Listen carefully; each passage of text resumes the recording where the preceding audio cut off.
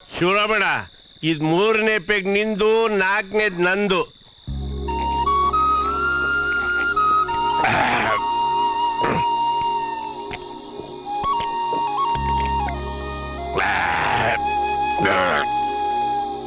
ಶಿವರಾಮಣ್ಣ, ನನ್ನ ಹೆಂಡತಿ 2 ಮಕ್ಕಳನ್ನ ಕರ್ಕೊಂಡು ಮಾದೇಶ್ವರ ದರ್ಶನ ಮಾಡಬೇಕು ಅಂತ ಹೊಂಟೆ. ಬಸ್ಸು 50 ಕಿಲೋಮೀಟರ್ ಹೋಗ್ತಿದ್ದಂಗೆ ನನ್ನ ಅಪ್ಪನಿಗೆ ಅದೇನು ಅರ್ಜೆಂಟು, ಅದೇನು ಪ್ರೀತಿನೋ ಗೊತ್ತಿಲ್ಲ. ಶಿವರಾಮಣ್ಣ, ಬಸ್ನ ಕೆರೆ ಒಳಗೆ ಕೇಳಿವಿ ನನ್ನ ಹೆಂಡತಿ 2 ಮಕ್ಕಳನ್ನ ನೇರವಾಗಿ ಅವನ ಪಾದಕ್ಕೆ ಕರ್ಕೊಂಡ್ಬಿಟ್ಟ.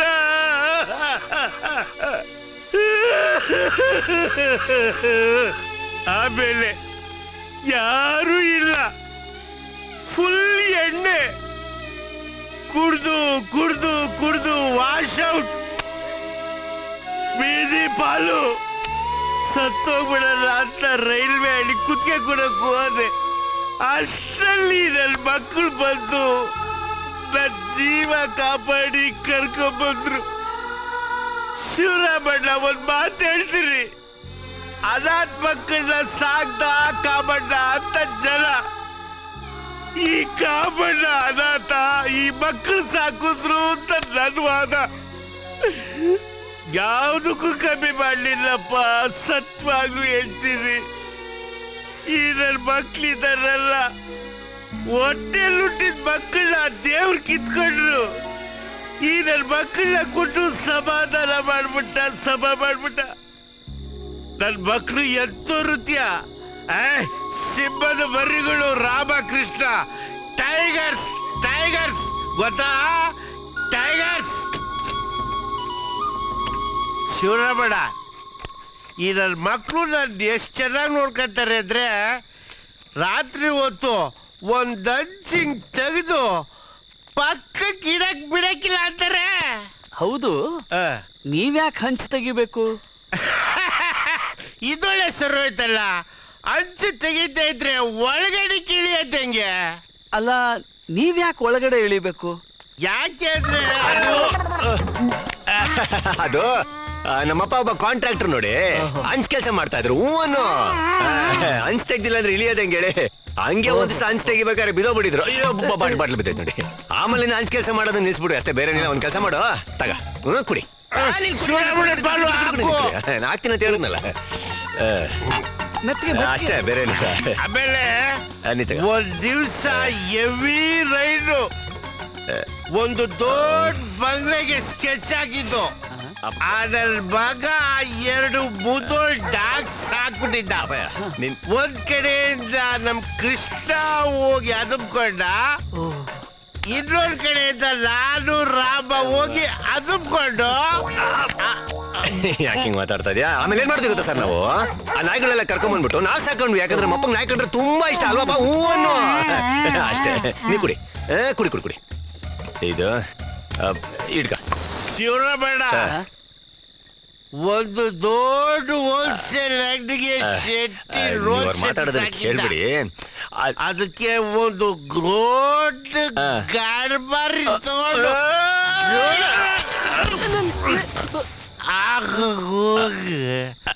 ಅಷ್ಟೇ. ಈ ಕಾಂಟ್ರಾಕ್ಟ್ ಕೆಲಸ ಅದು ಇದು ರಾತ್ರಿ ಹೊತ್ತಾದ್ರೆ ನೀವು ಬಂದ್ಬಿಡಿ. ಅಲ್ಲಪ್ಪ, ಅಲ್ಲ ಬಿಡೈತೆ ಮಲ್ಲ, ಬನ್ನಿ ಬನ್ನಿ ಬನ್ನಿ, ಮೆತ್ತಗಿಳಿರಿ. ಅಲ್ಲ, ಅವ್ರು ಇಲ್ಲೇ. ಅಲ್ಲ, ನೀವು ಬನ್ನಿ ಬನ್ನಿ ಬನ್ನಿ ಬನ್ನಿ ಬನ್ನಿ. ದಿನ ಹೀಗೆ ಮಳೆಗಾಲದಲ್ಲಿ ಹಂಚತ್ತಿದ್ರಲ್ಲ, ಜಾರ್ ಬಿಡಿದ್ರು. ನಮಸ್ಕಾರ ಬುದ್ಧಿ. ನಮಸ್ಕಾರ. ಯಾರು ನೀವೆಲ್ಲ? ಊರಿಗೆ ಹೊಸಬ್ರ? ಹೌದು ಬುದ್ಧಿ, ಈ ಪಟೇಲ್ರ ಮನೆಯವರು ನಮ್ ಲಾರಿ ಕಿತ್ತಿಟ್ಕೊಂಡವ್ರೆ.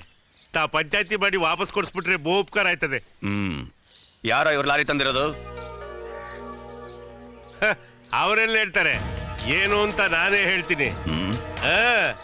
ಈ ಊರಲ್ಲಿ ಪಟೇಲ ಅಂತ ಒಬ್ಬ ದೊಡ್ಡ ರೌಡಿ ಅವನಂತೆ. ರೌಡಿನ? ಬರೀ ರೌಡಿ ಅಲ್ಲ, ಪರೌಡಿ ನನ್ನ ಮಗ, ಲುಚ್ಚ, ಲೋಪರು, ಲಪಂಗ. ಪಾಪ ನಮ್ ಶಿವರಾಮಯ್ಯ ದ್ಯಾವ್ರಂತ ಮನ್ಸ, ಅವನ್ ಮನೆ ಖಾಲಿ ಮಾಡ್ಸಕ್ಕೆ ರೌಡಿಗಳು ಕಳ್ಸವ್ನೆ. ಅದೇ ಟೈಮಿಗೆ ನನ್ನ ಮಕ್ಕಳು ಅಲ್ಲೇ ಇದ್ರ. ಒಬ್ಬ ವೀರ, ಇನ್ನೊಬ್ಬ ಧೀರ, ಅವ್ರನ್ನೆಲ್ಲ ಬಟ್ಟೆ ಒಗ್ದಂಗ್ ವಾಗದ್ಬಿಟ್ರು. ಅಷ್ಟೇ ಅಲ್ಲ, ಇವನು ಮಗಳು ಒಳ್ಳೆ ಡೆವಿಲ್ ತರ ಎಗಿರ್ತಿದ್ಲಾ. ನಾನು ಅದು ನೋಡಿ ಬೇವಿನ ಸೊಪ್ಪು ಹುಡುಕ್ತಿದ್ದೆ ಅಷ್ಟ್ರಲ್ಲಿ ಬಂದ ನೋಡಿ ನನ್ನ ತಮ್ಮ ಬುಠಾ ಒಂದು ಪೈಡ್ ಅಂತ ಆ ಡೆವಿಲ್ ಎಸ್ಕೇಪ್.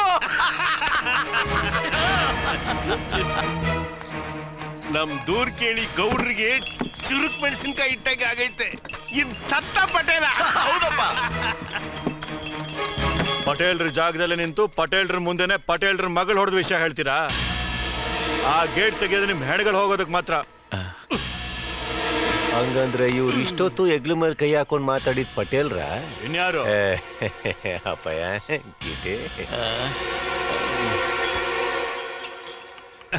ಪಟೇಲ್ರೇ ಅಪ್ಪ ದಣಿ ಏನ್ ರಾಜ್ಗಳೇನು ನನ್ನಪ್ಪ ನಿನ್ಗೆ? ನಾವ್ ಮಾಡಿ ತೆಪ್ಪಾಯ್ತು ಅಂತ ಕೇಳ್ಕೊಳಕಲ್ವ ನಾವ್ ಇಲ್ಲಿವರೆಗೂ ಬಂದಿದ್ದು.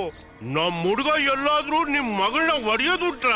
ಆ ಅಮ್ಮರೇ ಕೋಪ ಮಾಡ್ಕೊಂಡು ಒಂದೇಟ್ನ ಹಿಂಗಂದ್ರು ಆ ನನ್ ಮಗನ್ ಕೈಯೇ ಉಳ್ಕೊಂಡ್ಬಿಡ್ತು.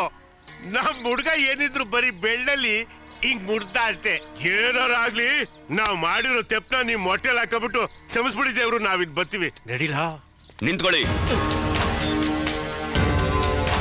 ಊರು ಬಿಟ್ಟು ಊರಿಗೆ ಬಂದಿರೋ ವೀರಾದಿ ವೀರರು ನೀವು. ಪಟೇಲ್ರ ಕಡೆ ಜನಕ್ಕೆ ಗ್ರಹಚಾರ ಬಿಡಿಸಿದಿರ.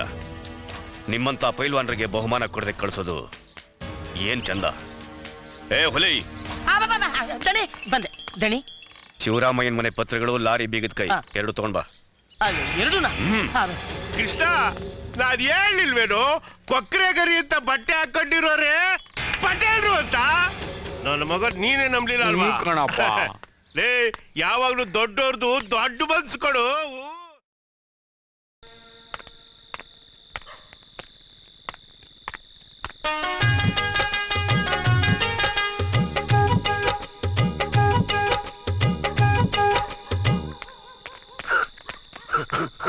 ಅಲ್ಲಿ ಹುಡುಕ್ತಾ ಇದ್ದೆ, ಇಲ್ಲೇನ್ ಮಾಡ್ತಾ ಇದ್ದೀರಾ? ಬಾರಪ್ಪ ಸುಬೇದಾರ, ಆ ಹುಡುಗಿ ಕೊಳ್ಳಕ್ ತಾಳಿ ಕಟ್ಬಿಟ್ಟೆ. ಈಗ ದಿಮ್ಮನೆ ರಂಗ ಅಂತ ಓಡಾಡ್ಕೊಂಡಿದ್ಯಾ. ರಂಗ ಅಂತ. ಏ ಹೇಳು. ಏನು? ಅದೇ ನಾನು ಆ ಹುಡುಗಿ ಕೊಳ್ಳಕ್ ತಾಳಿದೆ ಕಟ್ಟಿಲ್ಲ, ಅದೊಂದು ಮದ್ವೆನೇ ಇಲ್ಲ ಅಂತ ಒಂದು ಹೊಸ ರಾಗ ಪಾಡಪ್ಪ, ಕೇಳ್ತೀನಿ. ಹೌದೌದು. ನೋಡಪ್ಪ, ನೀನು ಒಳ್ಳೆ ಹುಡುಗ. ಏನೇ ತೀರ್ಮಾನ ತಗೊಂಡ್ರು ಚೆನ್ನಾಗಿ ಯೋಚನೆ ಮಾಡಿ ತಗೋ.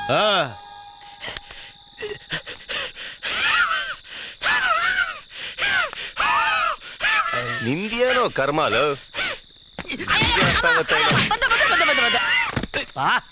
ಅಲ್ಲ, ನಮ್ಮ ಕೃಷ್ಣಪ್ಪನವರು ಈ ಪ್ರಕಾರವಾಗಿ ಏನ್ ಹೇಳಕ್ ಕೊಟ್ಟಿದ್ದಾರೆ ಅಂತ ಹೇಳಿದ್ರೆ, ಏನು? ನಿಮ್ಮ ಮದ್ವೆ ಆದ್ರೆ ಅವ್ರ ಮದ್ವೆನು ಸುಲಭವಾಗಿ ಆಗತ್ತೆ.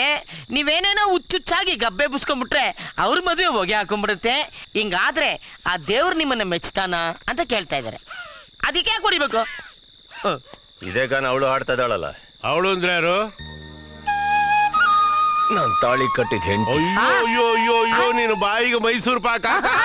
ನಿನ್ನ ಬಾಯಿಲಿ ಮಾತು ಕೇಳದಲ್ಲೋ ನನ್ ಜನ್ಮ ಸಾರ್ಥಕ ಆಗೋಯ್ತು. ಮುಂಚೆನೆ ಹೇಳ್ಬಾರ್ದಿದ್ದನ್ನೆಲ್ಲ. ಏ ನನ್ ಮಕ್ಳ, ಜಾಸ್ತಿ ನಿಗಿರ್ಬೇಡ್ರು. ಮದ್ವೆಗ್ ನೀವು ಒಪ್ಕೊಂಡ್ಬಿಟ್ರೆ ಆಗೋಯ್ತಾ? ನಿಮ್ಮ ಅಪ್ಪ ನಾನು ಒಪ್ಕೋಬೇಕು. ಇದ್ಯಾವ್ದಪ್ಪ ಹೊಸ ಫಿಟ್ಟಿಂಗು? ಏಯ್, ಹೊಸ ಫಿಟ್ಟಿಂಗು ಇಲ್ಲ, ಏನೂ ಇಲ್ಲ. ಮದ್ವೆ ಆಗ್ಬೇಕು ಅಂದ್ರೆ ನಂದೊಂದು ಕಂಡೀಷನ್ ಐತೆ. ಏನಪ್ಪ ಅದು? ಏನ? ಮದ್ವೆ ಆದ್ಮೇಲೂ ಇವ್ರಿಬ್ಬರ ಮಧ್ಯದಲ್ಲಿ ನಾನ್ ಮನೆ ಕಬೇಕು. ಅಯ್ಯೋ ದೊಡ್ಡ ಮನುಷ್ಯ ಅಂತ್ಯ, ನಾಚಿಕೆ ಆಗಲ್ಲ ನಿನ್ ಜನ್ಮಕ್ಕೆ? ಯಾಕೆ? ಅಯ್ಯೋ ಈ ಸಂಪತ್ತಿಗೆ ಮದ್ವೆ ಯಾಕಪ್ಪ ಮಾಡ್ತೀಯಾ? ನೋಡು, ನಿನ್ಗೆ ಒಬ್ನೇ ಮಲ್ಗಕ್ ಭಯ ಆದ್ರೆ ಜಗ್ಲಿ ಮೇಲೆ ಬಂದು ನನ್ ಜೊತೆಲಿ ಮಲ್ಕೋ. ನನಗೆ ಮುಳ್ಳಂದಿ ಜೊತೆ ಮನಿಕಂಡ ಅಭ್ಯಾಸ ಇಲ್ಲ ಕಣೋ. ನನಗೆ ಕಾಡು ಕೋಣದ ಜೊತೆ ಮಲಗಿ ಅಭ್ಯಾಸ ಇದೆಯಪ್ಪ. ನಾಳೆ ಯಾಸನ